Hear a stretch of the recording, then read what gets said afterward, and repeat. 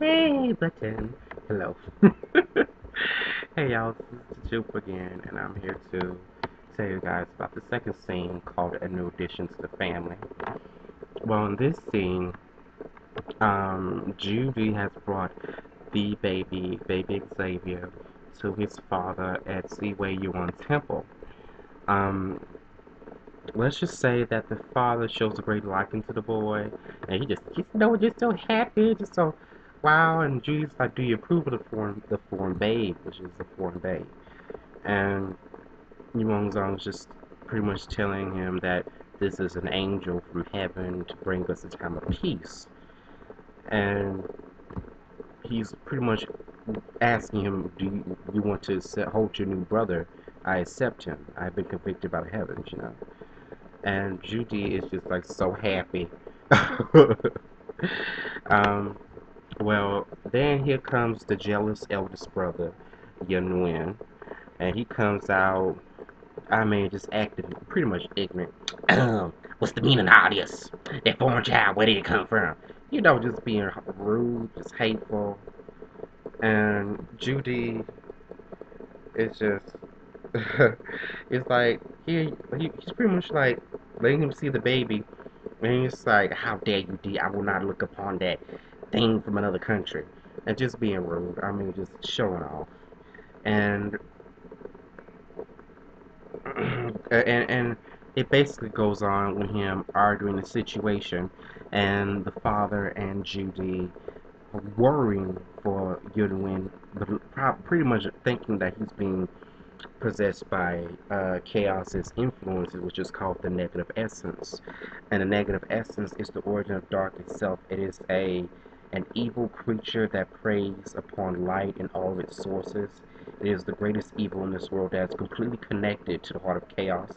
It once submits to this evil spiritual energy, they will become Guijan, which is a ghost immortal, and they are the most heartless of the Jan.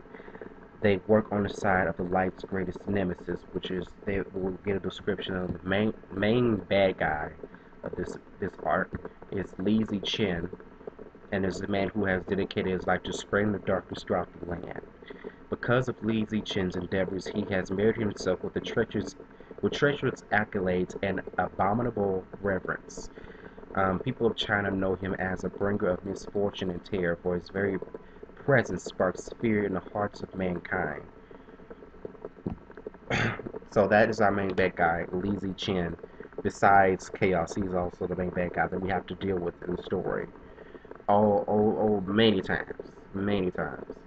And he has some followers with him. They're called the Dark Dragons, and they are named after different heroes from Chinese history, dealing with martial arts. Um, and I will not go into that. You will learn about them later on. But let's just say that Yudwin is being scolded by his father after this. You know, since his little brother is like, would it be better if you were born a Chinese man? Um, I never once thought I'd hear that kind of bias coming from you, Yunwin. As the temple's mystic, you should show more kindness than that. I'm ashamed to call you my elder brother, which is true. I mean, I would be ashamed to call somebody my elder brother if they're standing there judging a baby. A baby. They even don't know to speak for himself. He have to go, and he up there talking about, I don't like that thing. Get away from me. No, Yunwin, no. No, we should not go there. That is an automatic have a seat boo.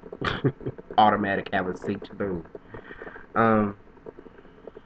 Anyway, he dismisses himself from the area, and before being scolded, Yuan Zong dismisses the baby and his youngest son Judy, and they go off to be with the nearest somewhere where it's more calm.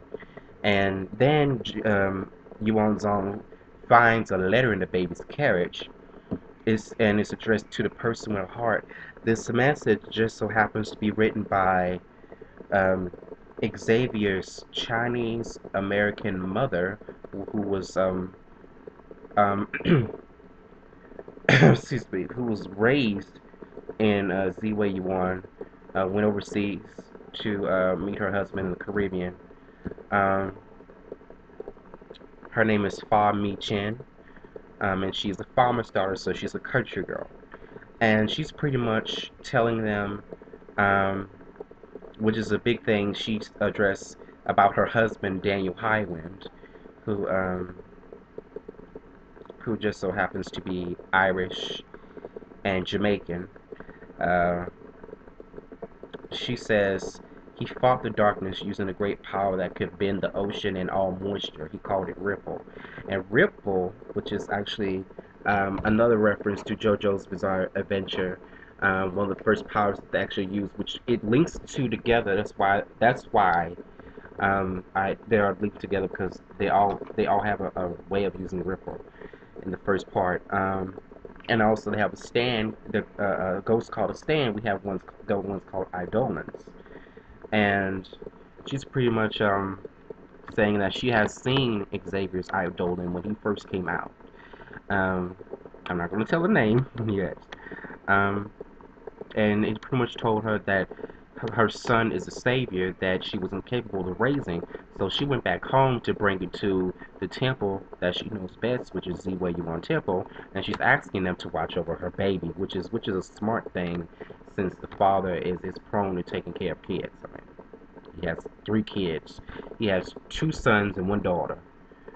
An older son, a middle daughter, and a baby boy. And Judy is the baby boy. Yunwin is the oldest boy, and in the middle is the sister, Lien. So, not she is the only one not named after a fictional character from the Jew family, the historical Jew family. Um, after he reads this, Yuan Zong's eyes are filled with tears. He feels for her. He felt the pain that it took to write this letter, from a mother having to give up her own child.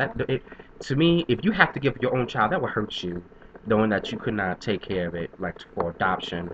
Pretty much, this is like a voluntary adoption. Give it up to the temple to take care of the baby, being that it has mysterious powers that you will not be able to train the baby to use growing up.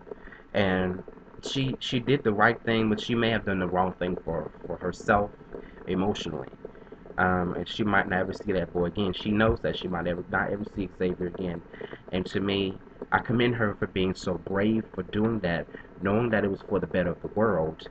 But at the same time, I feel for her, because she will not be able to see that boy grow up, and that hurts. When I wrote that, it hurt me. I kind of cried when I wrote that. Not being soft, I cried when I wrote that, because I know a woman that has given up her child um, to adoption, and it tore her apart for the longest, and she has lived 43 years of her life. 43, she's 43 now, and she lived 20 years of her life not knowing her boy. Just recently she found her son, and let's just say that he's a good young man. He's doing all right for himself. So this scene is very emotional for me. Um, but yeah, I'm going to end this one right here, and I'm going to allow you guys to take a chill pill. You don't have to look at the next video right off. I mean, if you're getting into it, that's just fine. That makes me feel good. But anyway, yeah, stop button, ladies and gentlemen. I'll be right back with the next scene.